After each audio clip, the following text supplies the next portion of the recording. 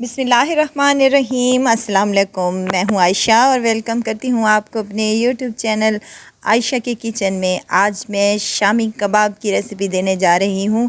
Beef के शामी कबाब बनाएंगे, बहुत ही मज़े के और डिलीशियस बनते हैं। शामी कबाब दो तरीके से बनते हैं।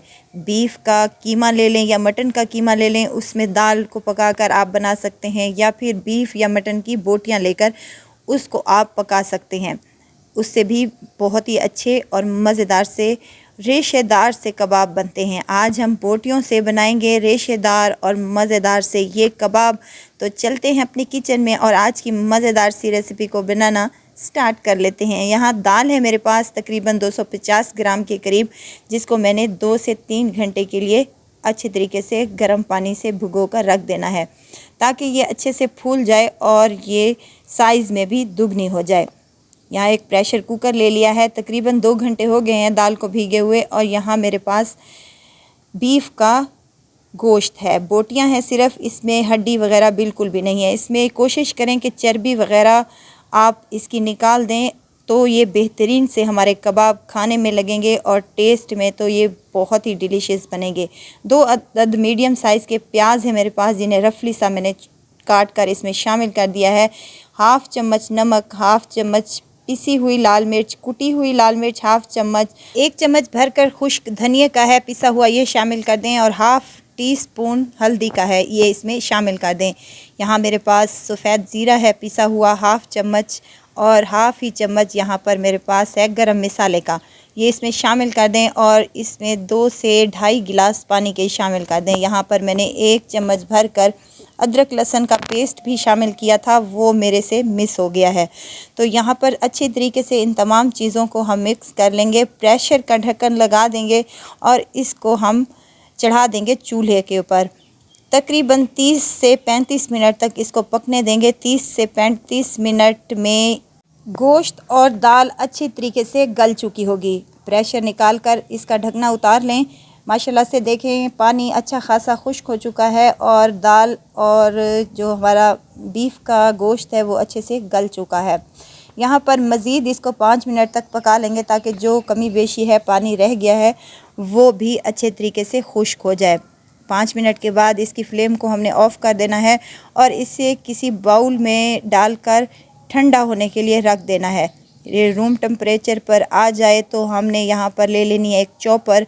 अगर आपके पास चॉपर अवेलेबल नहीं है तो आप सिलबट्टे पर भी ये काम कर सकते हैं, सेम रिज़ल्ट आएगा। कबाबों का मटेरियल मैंने हाफ़ करके डाला है, ताकि हमारे चॉपर पर ज़्यादा बोझ ना आए। हाफ़ कटोरी मैंने यहाँ पर हरा धनिया का शामिल किया है और हाफ़ कटोरी पुदीने का, और 2 से 3 हरी मिर्चें हैं। शामिल करने के बाद इसको चला लेना है। तो ये देखें कितना मज़ेदार सा हमारा रेशेदार कबाबों का मटेरियल बनकर तैयार हो चुका है। अगर आपको ये ज़रा पतला लगे या आपका गर्म हो, जल्दी में आपने किया हो, तो इसको आप आधे घंटे के लिए फ्रिज में रख दें, तो ये अच्छे से सेट हो जाएगा और हमारी टिक्कियाँ जो हैं बेहतरीन सी बनेगी। यहाँ अगर आपको मेरी वीडियो ज़रा सी भी अच्छी लग रही है तो लाइक करें, सब्सक्राइब करें और साथ में ही बेल आइकन के बटन को भी ज़रूर प्रेस कर दिया करें, ताकि मेरी हर नई आने वाली वीडियो आप तक पहुँचती रहे। कबाबों के मटेरियल को मैंने आधे घंटे के लिए फ्रिज में रख दिया था। अब आधे घंटे के बाद यहाँ ऑयल लगा रही हूँ हाथों के ऊपर, ताकि हमारा जो कबाबों का मटेरियल है वो हाथों पर चिपके नहीं। मीडियम साइज़ की यहाँ पर मैं टिक्की तैयार कर रही हूँ। आप अगर चाहें तो बड़े साइज़ की भी तैयार कर सकते हैं, ये आपकी मर्ज़ी पर डिपेंड करता है। दरमियाने साइज़ की होगी तो ये तलने में और खाने में बेहतरीन लगेगी। रेशेदार से ये कबाब आप बनाकर यहाँ पर 2 से 3 महीने के लिए महफूज भी कर सकते हैं। आप इसे किसी प्लेट में बनाकर रखते जाएं और इसको जब फ्रीज़ हो जाएं तो इसे किसी एयर टाइट जार में डालकर इसको 2 महीने के लिए महफूज भी कर सकते हैं। तो यहाँ मज़ेदार से और बेहतरीन से कबाब मैंने तमाम रेडी कर लिए हैं। अब इनको तलने की बारी है। तो यहाँ पर मैंने ले लिए हैं 2 अंडे, जिनको मैंने अच्छे तरीके से फेंट लिया है। इसमें हाफ़ चुटकी नमक का शामिल किया है, ताकि हमारी ऊपर वाली अंडे की कोटिंग जो है वो भी फीकी ना रहे। पैन में ऑयल मैंने गरम करने के लिए पहले ही मीडियम टू लो फ्लेम पर रख दिया था। अब एक एक टिक्की को डुबोते जाएंगे अंडे में और इसको हम फ्राई कर लेंगे। अब यहाँ पर हमने सिर्फ अंडे को कलर देना है, बाकी तमाम मटेरियल हमारा पका हुआ है। 2 से 3 मिनट ही लगेंगे तो माशाल्लाह से कलर इसका बेहतरीन सा आएगा और मज़ेदार सी ये टिक्कियाँ हमारी बनकर तैयार होंगी। रिवायती कबाबों से हटकर ये रेशेदार कबाब आप अपने घर पर बनाएं तो बहुत ही मज़े के और डिलीशियस लगते हैं। आप इसे बिरयानी के साथ, चावलों के साथ या फिर एज़ इट इज़ भी खा सकते हैं। बहुत ही डिलीशियस लगते हैं और बहुत ही यमी बनकर ये तैयार होते हैं। बहुत ही ज़बरदस्त सा इन पर कलर आया है और मज़ेदार सी हमारी टिक्कियाँ बनकर रेडी हो चुकी हैं। इसी तरह तमाम मैं कबाबों को फ्राई कर लूँगी। हरी चटनी के साथ मैंने इन्हें सर्व किया है तो बेहतरीन और मज़ेदार सी ये टिक्कियाँ हमारी बनकर तैयार हो चुकी हैं।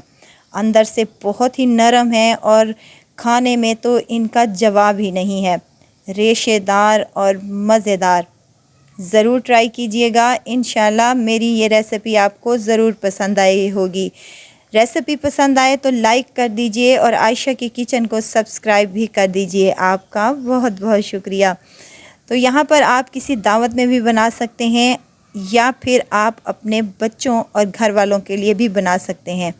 तो ज़रूर ट्राई कीजिएगा और दुआओं में मुझे ज़रूर याद रखिएगा। खुश रहें, खुशियाँ बाँटें। इजाज़त चाहती हूँ, फिर आऊँगी इंशाल्लाह नई और मज़ेदार सी चटपटी रेसिपी के साथ। आयशा को दीजिए इजाज़त। अपना बहुत सारा ख्याल रखिएगा, दुआओं में मुझे याद रखिएगा। अल्लाह हाफ़िज़।